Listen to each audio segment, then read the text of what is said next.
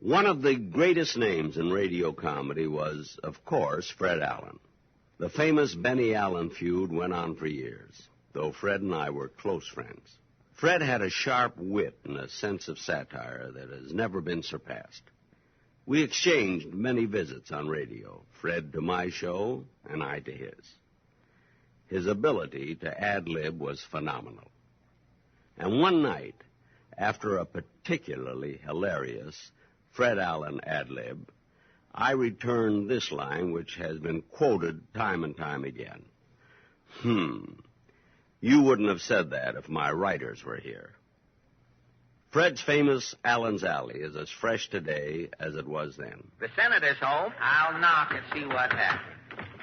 Somebody knock. Yes, I know. Claghorn's the name, Senator Claghorn, I that know is. you're from the South. When I'm in New York, I'll never go to the Yankee Stadium. Now, wait a minute. I won't even go to see the Giants unless the Southpaw's pitching. Well, look. I refuse to watch the Dodgers unless Dixie Walker's playing. Now, wait a minute. Stop interrupting. Where's your manners? Manners, I have no...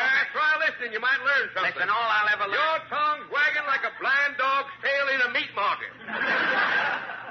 You're winded, hey? Just sucking in some air, son. Well, leave a little. I'm breathing, too, you know. Tell me, Senator, what is Washington doing about cold prevention? The Senate reconvened just in time. Yeah? I was glad to see Senator Aiken back. Aiken back, that's a joke, son. I know it's a joke. That was a funny side split. I wouldn't... That was a three-fourth shrieker. Listen, you don't know what it is. I keep tossing them and you just sidestep them. Well, look at me. Now, wait. Say, you're a regular sad sack. Sack, that is. Now, you wait. Tell me, cool off. Now, just a second. Do you have a favorite cure for a cold? I caught a cold last week. Yeah? Like to ruin my filibuster. Ruin your filibuster? What did you do? I took an old Southern remedy, son. I drank down 2 buckets of hot mint julep. You drank 2 buckets of hot mint juleps and you still held the floor? Held the floor, son, I couldn't get up off it.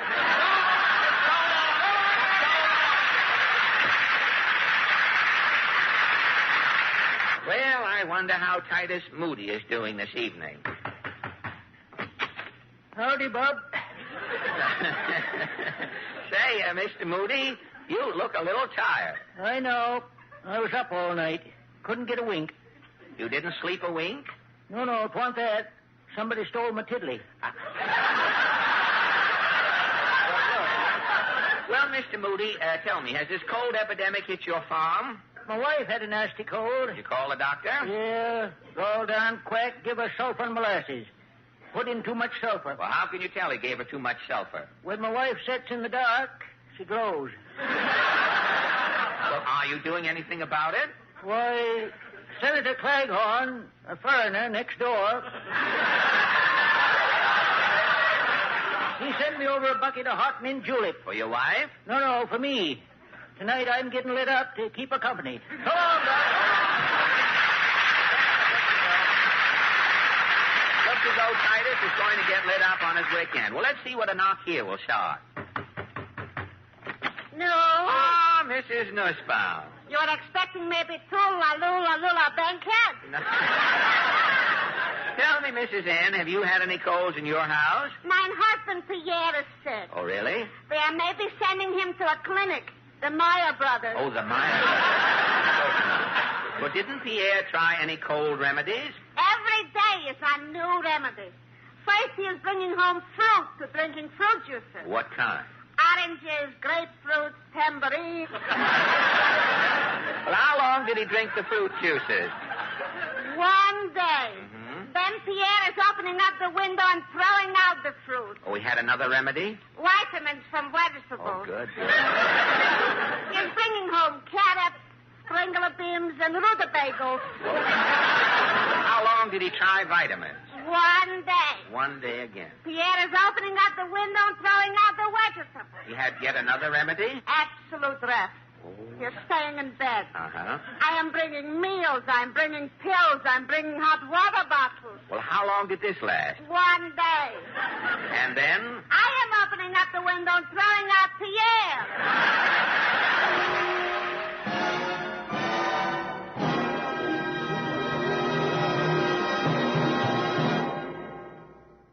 was it that said, well, you've got to take the bitter with the batter? Sure, you remember. And the first day I met Jane, she was Jane Sherwood then. The first day I met her, she showed me newspaper clippings of all the plays she had been in at school. She read me how the school paper critic had praised her performance in Hamlet. Jane Sherwood as the ghost was ghastly. She read me a rave notice on her performance in Macbeth. 3 girls played the witches, and they were quite gruesome. And there were many other similar triumphs through her 4 years in high school. And there were many other similar triumphs through my 5 years in high school. But she gave it all up to marry me and become just a plain little old housewife. But do you think she regrets it? Yes, she does now and then. Even after 15 years of marriage, she started regretting it again the other evening after dinner. Dear, do you think I know Anthony Marshall well enough to go next door and ask him to give me a part in his play he just finished writing and he's starting rehearsal tomorrow, it says here in the paper? No. I knew it. I knew you were going to say no. You're always throwing damp water on everything I want to do in the theater. Look, Damp, this is a professional play Mr. Marshall's putting on. You're only an amateur. Well, I'll turn pro. I don't mind getting paid for it. You don't. We can certainly use the money. Oh, now, just a minute. We live very comfortably in our modest way. Well, it's time we started living immodestly. Hey, please. Is that why you want to become an actress? Oh, when I read about these plays going into rehearsal, it does something to me. I get the smell of the old goose grease. I want to get behind the footnotes. I want to see my name up in tights. Look, Runway. Oh, what? Did I ever tell you the story about... Oh, no, you're not going to tell me that Mona Frisbee story again. Mona Frisbee and I both won a school contest to go to Hollywood. I know. I married you. I know you did. But she went to Hollywood, and after 2 years of hanging around the studios, she married a cameraman and then got divorced, and now is a waitress in a drive-in restaurant near San Francisco, and she's doing very well with tips. I know that story, Jane. So what? So what? So why couldn't I? So bring me a hamburger, plenty of relish, and no mustard. No, I mean, so a neighbor of ours writes a play, and you say don't ask him for a part in it? Well... Do you know that every actress in town would give her right name to be in his play? Jane, you're not an actress. Smile when you say that, dear. Jane, you're not an actress. You, of all people, to say a thing like that to me, of all people. To think that I would rue the day to hear you say it. To me, dear. Me, the one who's desecrated her life to you. Oh, fine. All my life, I've worked my head to the bone to do things to please you. Oh, now, Jane, I didn't mean to hurt your feelings. I always take up for you. If somebody says you're sarcastic, I say he is not. Oh, now, wait a minute. I'm sorry I even... Why even tell people you're handsome? Oh, isn't this? Well, what do you say to me? No, you can't do this. You can't do that. Stay home, you say. You're giving me an inferior complex. Oh, please, Jane, will you stop crying? I can't stand it anymore. I'm through. I'm through. Do you hear me? I'm through. Oh, Jane, don't carry on like that. No. Now, look, if you really want to try out for it, go and see him about the play. Is that all right now, Jane? Will you stop crying? So I'm not an actress, huh? What? Not much I can't. What? Well, see you later, dear. I'm going over to see Tony about his Isn't play. that... Yes, Jane and Goodman Ace.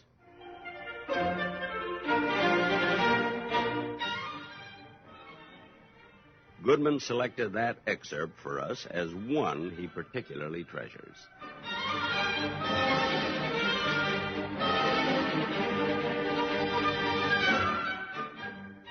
Radio contributed many words and phrases to our vocabulary. When you said a person was a real Baron Munchausen, you had Jack Pearl and his famous character in mind. Well, Baron, I'm delighted to see you. Well, Charlie, of all the peoples in the whole world. I haven't seen you in a long time. Where you been? I just come back from the other side. Oh, you did? Yeah, I just come back. How'd you get over here? I came over on a ship. How was the food aboard the ship, Baron? Food was just so-so. Oh, just so-so. You know something, Charlie? With every meal I had to eat soup. With every meal you had to eat I soup? had to eat soup. Was it compulsory? You see, I was... Hello? I say, was it compulsory? No. Tomatoes. Oh, tomatoes. No, we didn't have compulsory. Oh, say, by the way, just a moment. Did you know that Jimmy Durante has been looking all over this theater for you with a gun? What do you mean? He's looking for me with a revolver? What? I say he's looking for me with a revolver? With a revolver, yes. Why he's looking for me? Why? Well, he said that you called him a dirty name. I called him a dirty name? He said that you swore at him. Oh, what a liar! Wait. Now, don't get excited. You'll get high blood pressure. No, not me. I'm anemic. Oh, no. sure. Listen, Charlie, I give you my solemn word. I never called him a dirty name, and I never swore at Well, him. then how did it happen? Here's how that comes out, just like it was. All right. What day is this today? Today? Yeah. Today is Sunday. Sunday. That was 4 days back. That was Wednesdays. You see, I'm going out with my... Wait a minute. What day did you say? Wednesdays. No. I was going... You mean Wednesday? Yeah, in the center of the week, like, you know. Wednesday, named after the god Woden. No. Wednesdays is named after Tuesday. Oh, You see, Wednesdays, I was going in the country with my car. I see. Well, as I'm driving... Wait a minute. Tell me, what time of the day was this? Oh, this was maybe 9 o'clock. 9 o'clock? 9 o'clock. 9 o'clock a.m. or p.m.? So I'm going... What was that? What? I said, was it 9 o'clock a.m. or p.m.? So I'm going out with my car. Why don't you answer my question? Was it 9 o'clock a.m. or p.m.? No. That's not nice. What's not nice? Now, I don't like that. Now, you hear that? Now, what are you talking about? Now, I know what that is. Now, don't say that. You do. I'm going out. All right. Wait a minute. Now, I don't like... You know what it is? Yeah. Well, what is it? About the farmer's daughter. I don't like... Jack Pearl contributed Vajudere Charlie to our language. Jimmy Durante added, I got 1 million of them. While Joe Penner offered, you nasty man, don't ever do that. And want to buy a duck? I guess we all used Molly's famous, "Tain't funny, McGee." What are you reading, dearie? Wimple's bird book. He left it here last night. And you never read such a miss of mass information in your life. It's awful. Well, if it's that bad, why do you read it? It's so garbled, it fascinates me.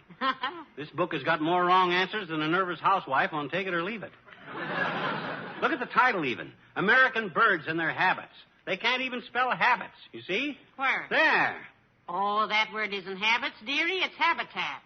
Oh. Well, what I want to know is what their habits are. Who cares where they have their habits at? Any bird lover who reads this would throw eggs at the publisher. Say, when did you become such a bird lover? Ever since the first time I had quail with wild rice.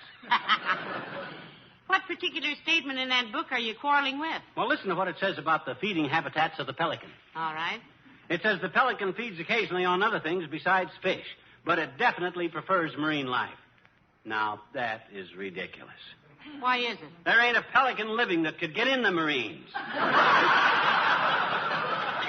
Why? They even turned me down twice. Dearie, that isn't what that means. Huh?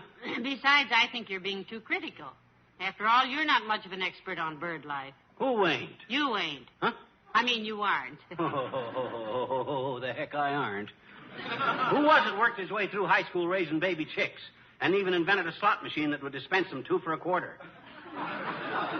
And who was it that a chewing gum took his idea and beat him to the patent office? What chewing gum? Chiclets. That's why I say these people that write these... Come in.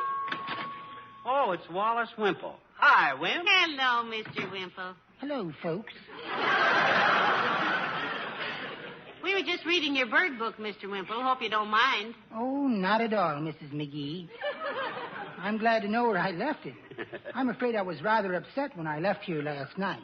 Yeah, we noticed that, Wimp. Why? Did I do something? Well, we had the radio turned on to a political rally. Oh, I remember now. A deep voice snarled, Wallace is going to get the beating of his life. And I went right out the window. Yeah.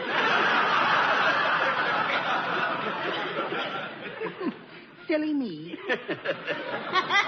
Hey, how are you getting along these days with her, Wimp? You mean Sweetie Face? My big old wife? Yes. Oh, about as usual. We had a little tiff yesterday, and believe me, Sweetie Face puts up a tough tiff.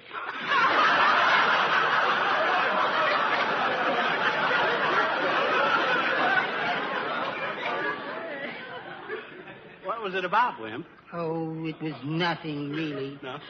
She came back from downtown with a new hairdo and asked me how I liked it. And? And I told her. Frankly, Sweetie Face, I said, it looks like an explosion in an Excelsior factory. I said, or a crew haircut with mutiny on the poop deck. I don't blame them for dyeing your hair, I said, but they waited too long to embalm it. Oh, no. Mm-hmm. And then out loud, I said,